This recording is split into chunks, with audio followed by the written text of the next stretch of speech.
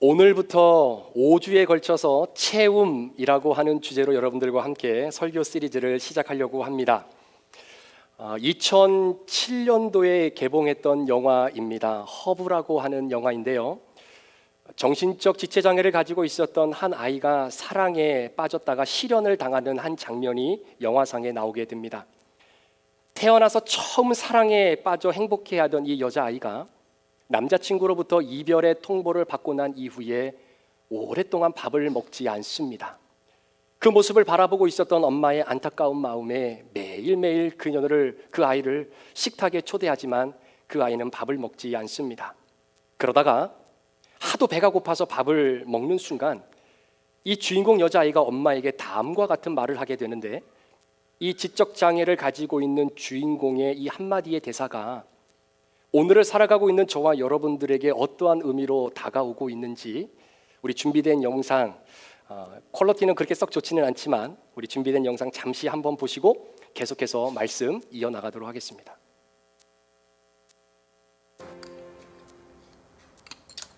지금 뭐 하는 거야?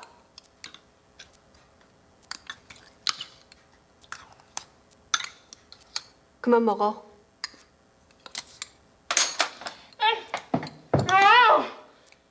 이렇게 많이 먹으면 안 되는 거 몰라? 상은아, 엄마 좀 봐봐.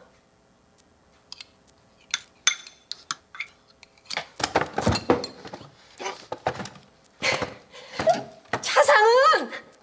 너 요즘 왜 이래? 너는 배가 고파!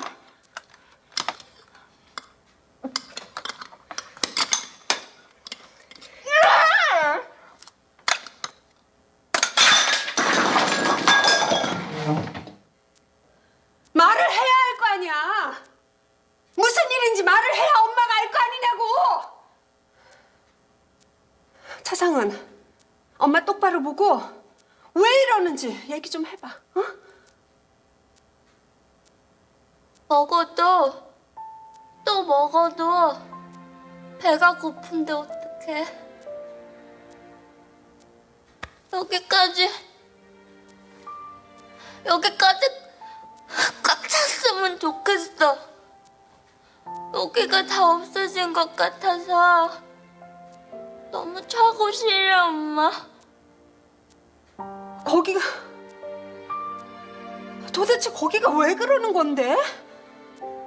몰라. 아무것도 모르겠어. 그냥 꽉 찼으면 좋겠어.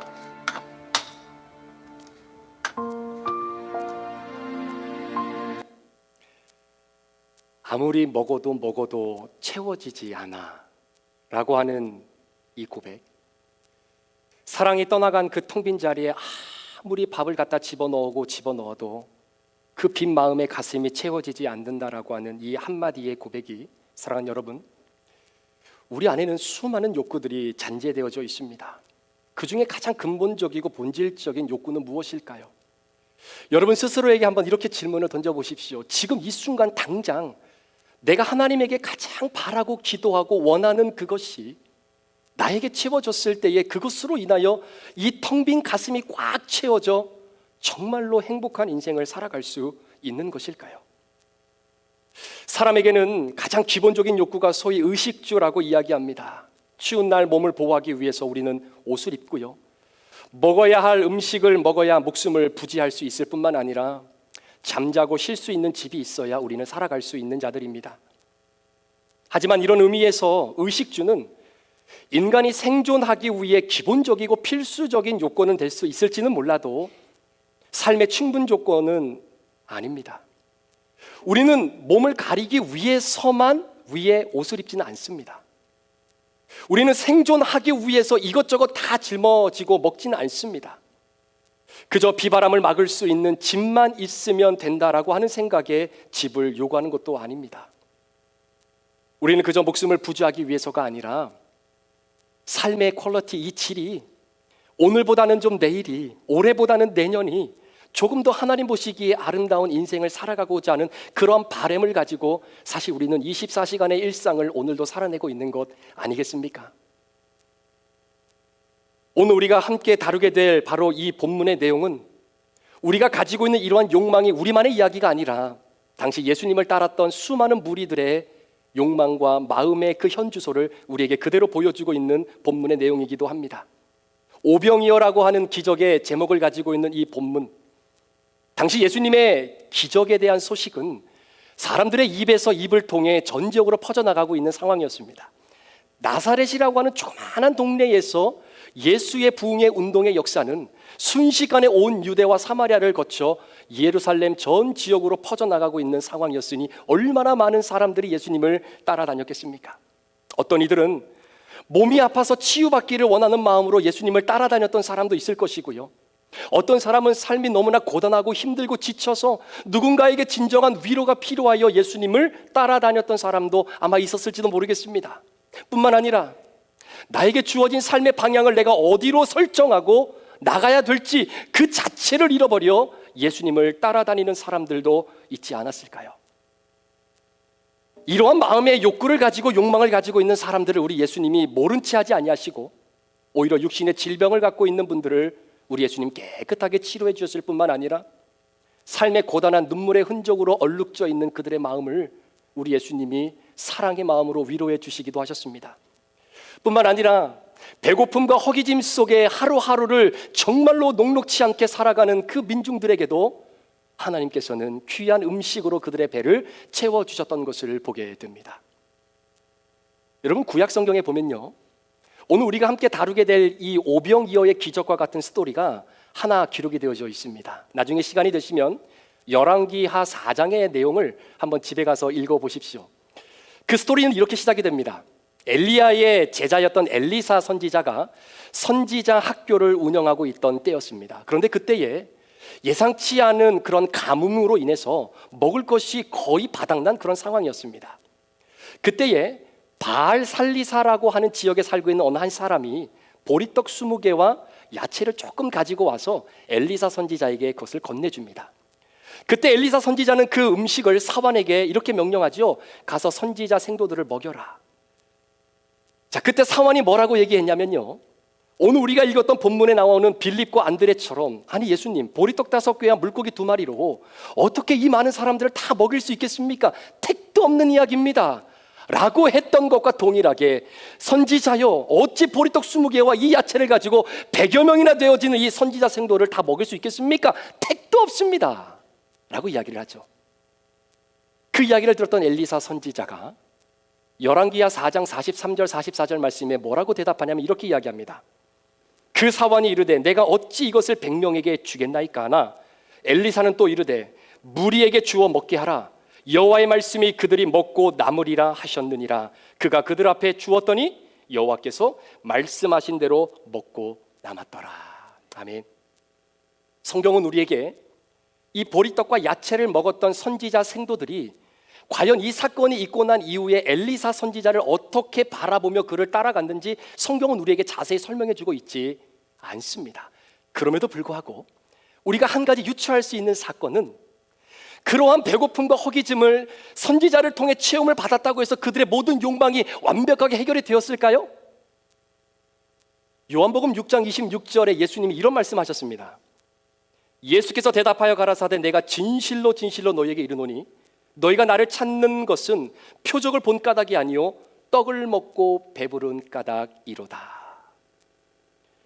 허기진 배를 예수님이 채워주시면 허물어진 이 옷을 잘 고쳐달라고 요구하고요, 이 허물어진 옷을 잘 고쳐서 입혀놓으면 발이 부러뜨지 않도록 신발을 신겨달라고 이야기하고요, 발 부러뜨지 않게 신발을 제공해주면 이제는 발 뻗고 편히 쉴 수 있는 거처를 우리에게 요구해 달라고 하는 것이 여러분 사람의 마음입니다. 예수님 그런 말씀하지 않으셨습니까? 여우도 굴이 있고 저 공중에 날아다니는 새들도 다 각자 집이 있는데 인자는 머리 둘 곳조차도 없다. 그럼에도 불구하고 너희가 나를 따라오려면은 네 십자가를 지고 나를 쫓아야 될 것이다 라고까지 분명히 말씀해 주셨음에도 불구하고 수많은 사람들은 예수님에게 자신의 욕망을 요구하는 것을 보게 됩니다. 이스라엘 역사 가운데의 40년 광야의 여정의 이 시간은 우리에게는 굉장히 익숙한 스토리이죠.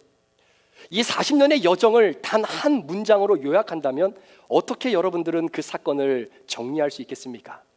저는 이렇게 한번 생각을 해보았습니다. 하나님께서 이스라엘 백성들을 선택하시고 그들을 먹이시고 입히시고 살리신 사건이었다라고 말입니다. 그 대표적인 사건이 만나와 메추라기 사건 아니겠습니까? 이스라엘 백성들이 먹을 것이 없어 하나님 앞에 불평할 때에 하나님께서 그들에게 만나를 주셨습니다. 그 만나를 처음 봤을 때 이스라엘 백성들의 반응은 야, 이게 뭐지? 라고 할 정도로 굉장히 호기심을 가지고 감사한 마음으로 만나를 먹었어요. 그런데 그 만나를 하루 먹고 한 달 먹고 1년 그 이상을 먹으니 여러분 이제는 물리기 시작하는 겁니다. 질려요. 그때 이스라엘 백성들이 하나님 만나도 좋지만 그래도 우리가 애굽에 있을 때는 고기 덩어리라도 좀 떨어진 거라도 주워 먹을 수 있는 여건대라도 있었는데 하나님 우리에게 고기 주시면 안 됩니까? 불평하지요.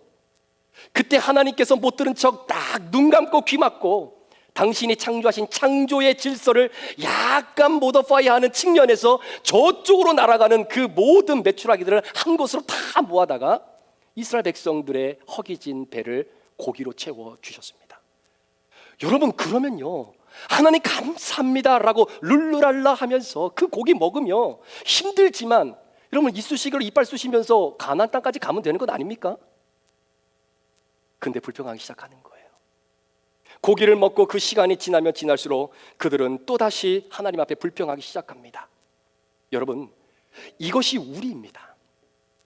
채워도 채워지지 않는 인생. 아까 허브라고 하는 그 영화에서 지적 장애를 가지고 있는 이 여자 주인공이 사랑하는 엄마 앞에서 그 이유는 모르겠지만 엄마 아무리 먹어도 이 텅 빈 가슴이 채워지지가 않아 라고 얘기했던 그 고백처럼 밑 빠진 독에 물을 부어도 그 밑 빠진 독에는 물이 채워지지 않는 그러한 상황이 저와 여러분들의 인생이다라고 성경은 이미 우리에게 소개하고 있습니다. 그래서 전도서 기자는 전도서 5장 15절 16절 말씀에 우리에게 인생의 한 훈수를 두게 되는데 무엇이라고 훈수를 두는지 한번 들어보십시오. 그가 모태에서 벌거벗고 나왔은즉 그가 나온 대로 돌아가고 수고하여 얻은 것을 아무것도 자기 손에 가지고 가지 못하리니 이것도 큰 불행이라. 어떻게 왔는지 그대로 가리니 바람을 잡는 수고가 그대에게 무엇이 유익하랴. 바람을 잡는 그 수고가 그대에게 무엇이 유익하랴. 지금 전도서 기자가 우리에게 무엇을 도전하고 있는 겁니까? 사람들은요 바람을 잡을 수 있다라고 생각합니다. 아니 바람을 잡았다라고 이야기합니다. 그런데 바람을 잡았다라고 하는 이야기하는 그 순간 이미 바람은 우리의 소나기에서 쉬 사라지게 되는 것을 보게 됩니다. 그래서 바람을 잡을 수 있는 사람은 아무도 없다는 거예요. 그런데 왜 아무도 잡을 수 없는 그 바람을 오늘도 내가 잡겠다고 그렇게 고군분투하며 살아가는 그 삶이 어찌 허황된 꿈을 꾸며 살아가는 삶이 아니겠느냐라고 이야기하고 있는 겁니다. 만나를 잡으면요 만나로 만족하지 못합니다. 메추라기를 달라고 하는 거예요. 메추라기의 고기를 먹으면요 그걸로 만족하는 것이 아니라 소고기 먹고 싶어서 소 잡아달라고 아마 이스라엘 백성들은 하나님에게 그렇게 불평할걸요. 하나님 이것만 성공하면 됩니다. 요 성공만 붙잡으면 될 것 같고 요 건강만 붙잡으면 될 것 같고 요 계약 따서 요 물질만 붙잡으면 될 것 같고 야 내 자녀 요 때만 잘 되면 다 될 것 같은데 아니다라는 거예요. 아니다라는 겁니다. 이것만 있으면 저것이 보이고 저것만 있으면 된다고 했지만 그것이 보이는 것 절대로 사람은 내 손에 있는 것으로 감사할 수 있는 존재가 아닙니다. 그래서 전도서 5장 19절에 전도서 기자가 이런 고백을 합니다. 또한 어떤 사람에게든지 하나님이 재물과 부요를 그에게 주사 능히 누리게 하시며 제 몫을 받아 수고함으로 즐거워하게 하신 것은 하나님의 선물이라는 거예요.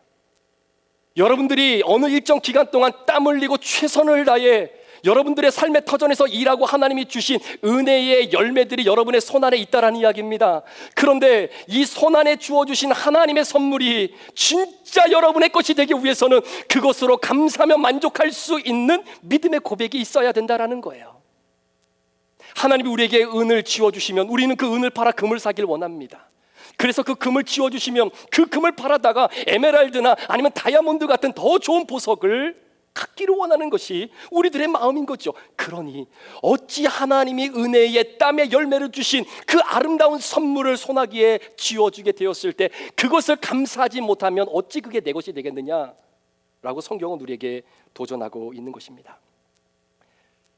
데살로니가전서 5장 18절 사도 바울이 우리에게 고백했던 표현, 범사에 감사하라는 겁니다. 범사에 감사하라.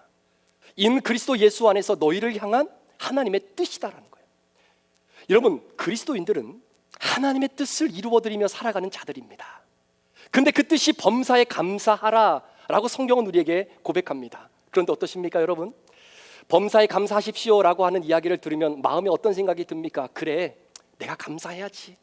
주님, 감사하겠습니다 라고 하는 결단의 마음이 드십니까? 아니면 지금 내 상황과 형편과 내 마음의 감정이 감사할 거리가 도대체 찾을래야 찾을 수 없는 이러한 상황이 아닙니까? 라고 하는 신념과 포기의 마음이 먼저 나오십니까?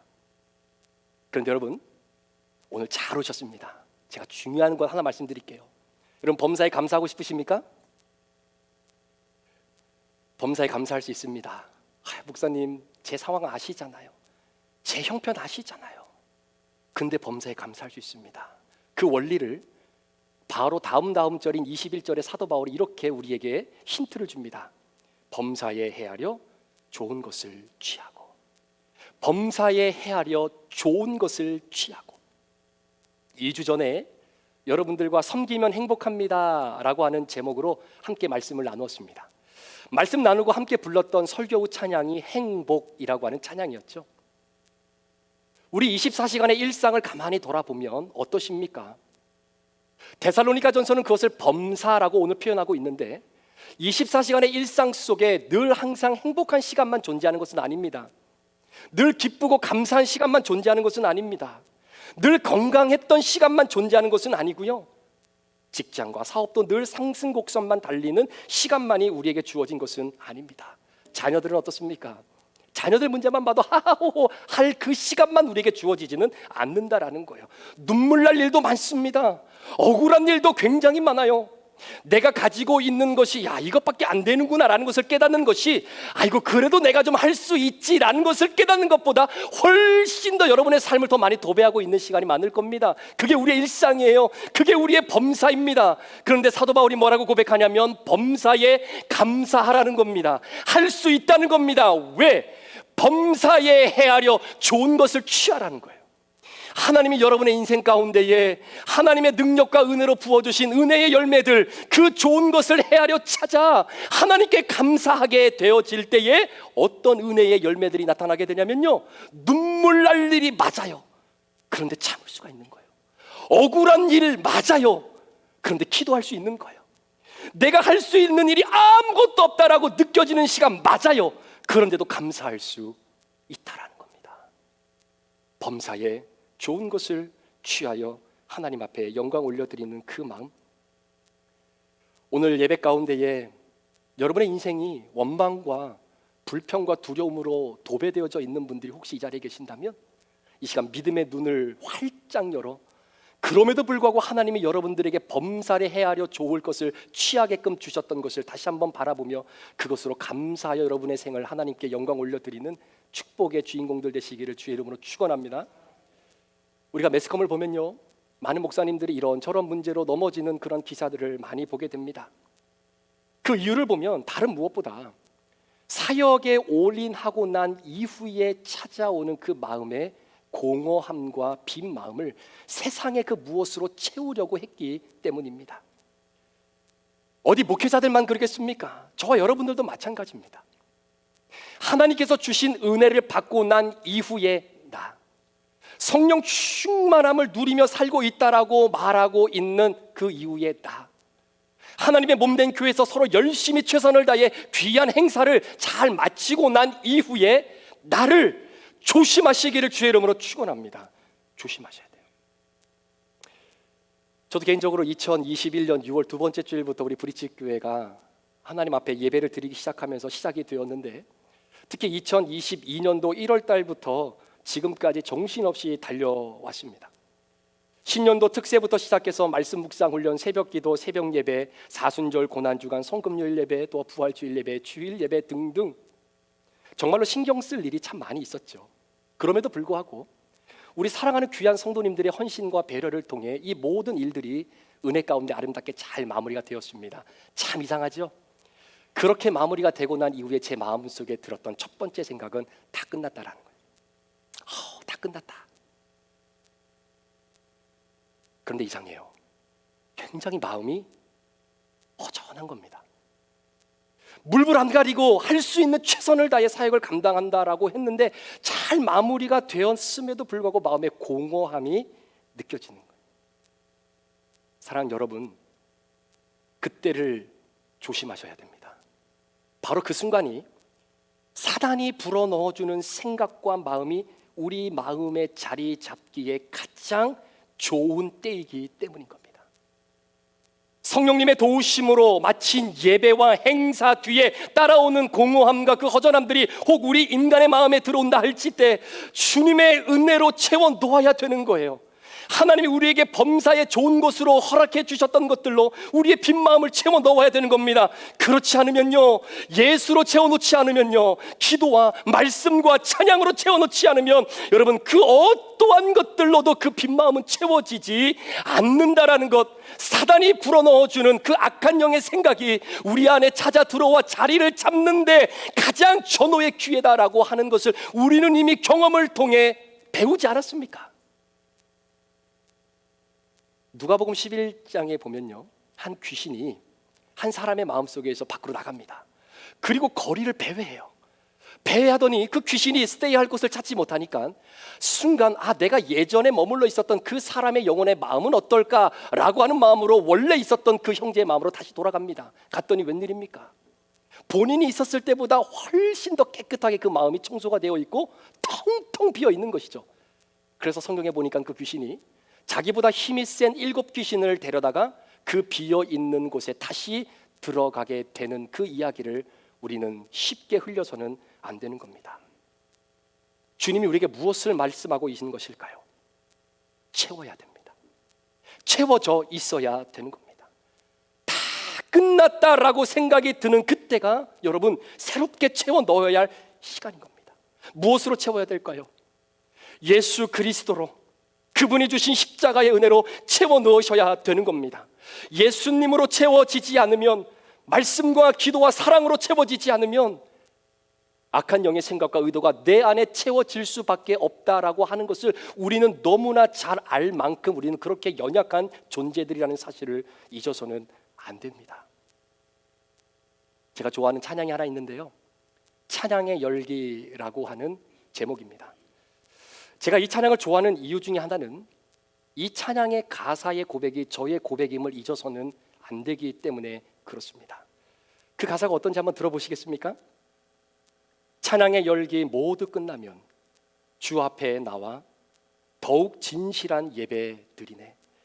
주님을 향한 노래 이상의 노래, 내 맘 깊은 곳에 주께서 원하시는 것, 화려한 음악보다 뜻없는 열정보다 중심을 원하시죠. 여러분 앞에서 이렇게 설교를 하고 예배를 집례하고 있는 제 자신도 하나님 앞에 예배를 드리는 이 순간입니다. 그러나 하나님이 기대하시고 찾으시는 예배자는 이렇게 예배를 하나님의 은혜 가운데 잘 마무리하고 강단을 내려나가고 난 이후에 주님 앞에 나와 더욱더 진실한 예배를 드리는 제 자신을 원한다는 이 사실을 놓치면 끝나는 겁니다. 예배 가운데 실컷 은혜 받고 정문을 나서는 순간 여러분의 입에서 혹 다른 성도들을 비판하고 비방하고 험담했던 이야기가 우리 브리짓교회 성도들에게 지금은 없겠지만 예전에 혹 있었던 경험이 있었다면 여러분, 그것은 여러분의 마음이 예수로 충만하게 채워지지 못했기 때문에 나오는 결과라고 여러분들이 그렇게 받아들이시면 됩니다. 어떤 교회의 어떤 성도들은 이런데요, 예배 때 은혜는 혼자 다 받는 것처럼 그렇게 예배를 드리고 나서 축도 끝나고 밖에 나가는 순간 함께 친하게 지냈던 김 집사한테, 아니 요즘 저 집사님 왜 이렇게 나대고 다닌대? 왜 이렇게 설친대? 아니 오늘 저 성도 옷 입은 거 봤어? 아니 왜 이렇게 사람들의 시선을 끌만한 저런 옷을 입고 왔대? 봤어? 아니 지난주 저 사람 똥가방 하나 메고 왔던데 오늘은 다른 똥이야. 아니 도대체 집에 똥이 몇 개야? 아휴, 남편이 돈 잘 벌어 죽여서 그러겠지. 아우 짜증나. 우리 남편은 뭐 하는지 모르겠어. 100% 사탄이 드는 생각입니다. 100%. 사랑하는 여러분, 예배를 통해서 하나님이 주신 은혜가 여러분 마음속에 채워지셨습니까? 하나님께서 주신 하나님의 말씀으로 여러분의 마음에 은혜가 가득 차 있으십니까? 그 말씀 붙잡고 이번 한 주간 하나님이 기뻐하시는 세상을 만들어내기 위해 내 인생의 작은 부분을 하나님 앞에 결단하기로 결단하셨습니까? 그러면 가장 조심하셔야 될 것이 바로 말입니다. 이유가 있습니다. 이유는 사탄은요, 하나님께서 우리에게 허락해 주신 은혜를 한꺼번에 확 쏟아버리게 만드는 것이 우리의 말 실수를 통해서 그 일들을 역사하기 때문에 그렇습니다. 말 실수로 우리 안에 있는 하나님의 은혜가 싹 쏟아지고 나면 우리의 마음이 비어지잖아요. 그 빈 마음에 사단은 악한 영의 생각을 우리 마음속에 집어넣어주는 전후의 찬스로 보기 때문에 우리 모든 성도들이 영적으로 그것을 분별할 수 있기를 주의 이름으로 축복합니다. 예배 마치고 차 타고 가실 때 부부끼리 정말로 조심하셔야 돼요. 서로 축복하고 서로 사랑하고 서로 위해주고 서로 위로해 줄 수 있는 말들이 그 좁은 공간 차 안에서 아름답게 꽃피어 나가기를 주의 이름으로 축복합니다. 지난주 월요일 날 찬양 인도를 하신 우리 이사무엘 집사님께서 찬양팀 카톡방에 찬양 하나를 올려주셨는데 제목은 충만이라고 하는 찬양, 우리가 좀 전에 불렀던 찬양입니다. 지난 주일 부활주일 예배를 마치고 또 성가대 모임을 다 마치고 집에 들어와서 샤워를 하고 이제는 침대에 누워서 잠을 청하기 전에 그런 생각이 들었어요. 다음 주에는 우리 성도들과 어떤 말씀으로 말씀을 나누면 좋을까. 자, 그렇게 생각하고 있는 찰나에 제 머릿속에 떠올랐던 한 단어가 체움이라고 하는 단어였습니다. 아마 그때 제 마음의 심령 상태가 아마 그래서 체움이라는 단어가 떠오르지 않았을까. 그러한 마음을 가지고 잠을 청하고 아침에 일어나서 카톡을 확인해 보니까 우리 이사무엘 집사님이 충만이라고 하는 찬양을 올려놓으셨어요. 그걸 보면 제가 놀랐습니다. 그래, 나는 지금 무엇으로 채워져 있을까? 돈일까? 명예일까? 자존심인가? 나의 잘남인가? 인기인가? 아니면 예수님 한 분으로 내 마음은 채워져 있는가? 오늘 교회를 다니는 많은 사람들은 굉장히 위험한 생각을 갖고 살면서도 그것 자체가 위험하다라고 모르고 살아가는 그리스도인들이 많이 있습니다. 어떤 생각이냐면요, 예수님만으로 충분히 채워지지 않아도 살아가는 데는 전혀 문제가 없다라고 하는 바로 이 생각. 왜 그럴까요? 회사 잘 다니고요, 때 되면 월급 톡톡 들어오고요, 자녀들도 공부 잘하고요, 노후도 어느 정도 내가 다 준비해 놓았고요, 먹고 살 만큼 직장과 사업도 어느 정도 펼쳐져 있고요. 그러다 보니 예수님으로 굳이 내가 채움받지 않아도 내가 살아가는데 전혀 문제가 없고 지장이 없다라고 하는 이 위험한 생각을 갖고 살아가는 본인이 얼마나 위험한지를 모른다라는 거예요. 사랑하는 성도 여러분, 저와 여러분들은 하나님의 자녀입니다. 믿으십니까? 하나님의 자녀여 예수 그리스도를 따라 살아가는 작은 예수인 크리스티아노이들은 우리의 심령 속에 세상의 것들로 채워져 서는 것이 아니라 예수로만 충만해지기를 원합니다. 예수로만 충만해질 수 있어야 되는 것이고요, 예수로만 충만해져야만이 우리의 인생을 하나님이 기쁘게 받아낼 수 있는 겁니다. 여러분, 예수로 충만해지면 어떠한 은혜가 우리에게 있는지 아십니까? 세상이 부럽지 않아요. 예수로 충만했으면 세상이 부럽지 않습니다. 이 말을 뒤집어 이야기하면 예수로 충만해 있지 않기 때문에 세상이 부러운 거예요. 세상이 부러운 게 뭘로 나타나는지 아십니까? 철저한 비교의식입니다. 예수로 충만되어 있지 않으면 저 사람은 저렇게 되는데 왜 내 인생은 이 모양 이 꼴일까? 아니 저 교회는 저렇다고 하는데 아니 왜 우리 교회는 이렇지? 아니 저 교회 목사님은 늘 저렇게 하신다는데 우리 교회 목사님은 왜 이래? 저 교회 성도들은 늘 저렇다는데 우리 교회 성도들은 왜 이러지? 끝도 없는 이 비교의식은 자연스럽게 열등의식으로 빠져들게 되고 그 열등의식은 예수 안에 있는 우리 스스로를 무너지게 만들어내는 결과를 가져오게 됩니다. 왜 그런지 아십니까? 예수로 충만하지 않기 때문에 그래요. 예수로 충만하지 않기 때문에. 예수로 충만한 여러분 되시기를 축복합니다. 정말로 예수로 충만한 여러분 되시기를 주의 이름으로 축복합니다. 제 말씀을 붙잡고 우리 같이 한번 기도하기를 원하는데요, 정말로 내 안에 예수로 충만해져 있는가를 내 스스로에게 다시 한번 물어보는 시간이 되었으면 좋겠습니다. 아니면 내 안에 세상의 다른 것들로 다 충만해져 있는데 그저 예수의 충만은 한 부분만 차지하는 것으로만 인정해버리고 살아가고 있지는 않는지 한번 우리의 삶을 돌아볼 필요가 있는 겁니다. 사랑하는 우리 브릿지 교회 성도 여러분, 말씀과 기도로 훈련되어지지 않으면 절대로 예수님이 내 안에 충만해질 수 없습니다.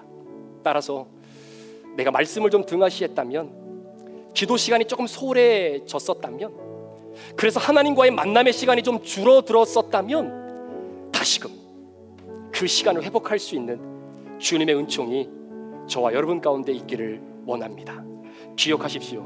예수로 채워지지 않으면 세상의 것들로 채워져 결국은 하나님으로부터 멀어질 수밖에 없는 우리의 모습을 기억하면서, 하나님, 이 시간 주신 말씀 붙잡고 예수로만 충만해지기를 간절히 소망합니다. 예수 안에서 주님의 은혜로만 채워지기를 원합니다. 하나님의 말씀과 기도와 사랑으로 채워지기를 원합니다. 주여, 내 인생을 붙잡아 주옵소서. 바람을 잡는 헛된 수고의 인생 되지 않도록 하나님 나를 붙잡아 주시기를 원합니다. 우리 말씀 기억하면서 주님 앞에 결단하며 우리 함께 입술을 벌려 기도하며 나가기를 원합니다. 기도합니다. 사역사신 아버지 하나님 감사합니다. 우리 사랑하는 귀한 성도들 주님 앞에 결단하며 기도합니다. 하나님 아버지, 내 안에 예수로 충만해지기를 원하지만 하나님, 그것이 때로는 우리 마음 가운데에 부담을 주어서 예수님보다는 세상의 것들로, 예수님보다는 내 지혜와 지식이 아버지 하나님 내 마음 가운데에 가득 차 있을 때가 많이 있음을 고백합니다. 아버지 하나님, 주님이 주신 내가 있을지라도 하나님, 우리 그 은혜를 아버지 하나님 말실수로 다 쏟아버리고 아버지 하나님 내 마음의 속에 하나님이 기뻐하지 않는 것들로 채워져 있는 하나님 그런 모습이 있다면 아버지, 시간에 성령께서 우리의 마음을 붙잡아 주시고 하나님의 도우심을 바라보는 귀한 은혜 시간이 될 수 있도록 우리 하나님 역사해 주시고 붙잡아 주시기를 원합니다. 하나님 아버지, 정말로 예수로 충만해져 있으므로 아버지 세상이 부럽지 않은 하나님의 귀한 백성들로 삼아주시기를 우리 하나님 간절히 원하며 기도합니다. 성령님 도우시고 역사하여 주시옵소서. 이 시간 하나님 아버지, 우리 사랑하는 성도들이 이 믿음의 고백을 가지고 하나님 앞에 귀한 찬양으로 영광 올려드릴 때에 하나님 예수의 이름으로 충만히 이번 한 주간도 영광 올려드리는 아름다운 시간 되게 하여 주시옵소서. 주의 도우심을 간구합니다. 주의 도우심을 간구합니다. 무명이어도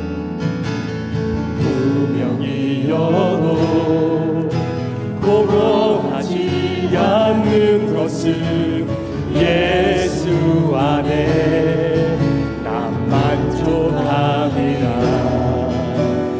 가난하여도 부족하지 않은 것은 예수 안에 오직 나는 부요함이라. 고난 중에도 견뎌낼 수 있는 것은 주의 계획 있기 때문이라. 실패하여도 일어설 수 있는 것은 예수 안에 오직 나는 승리함이라.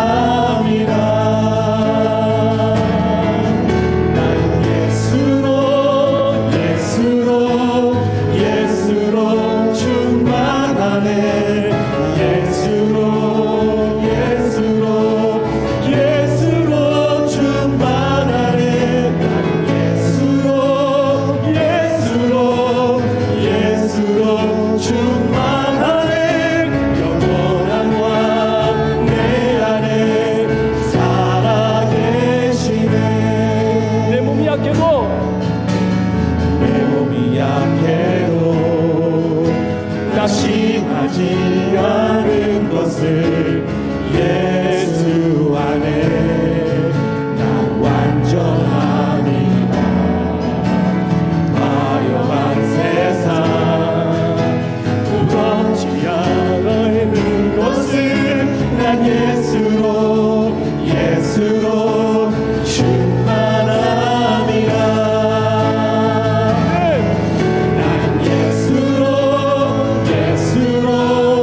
예수로 충만한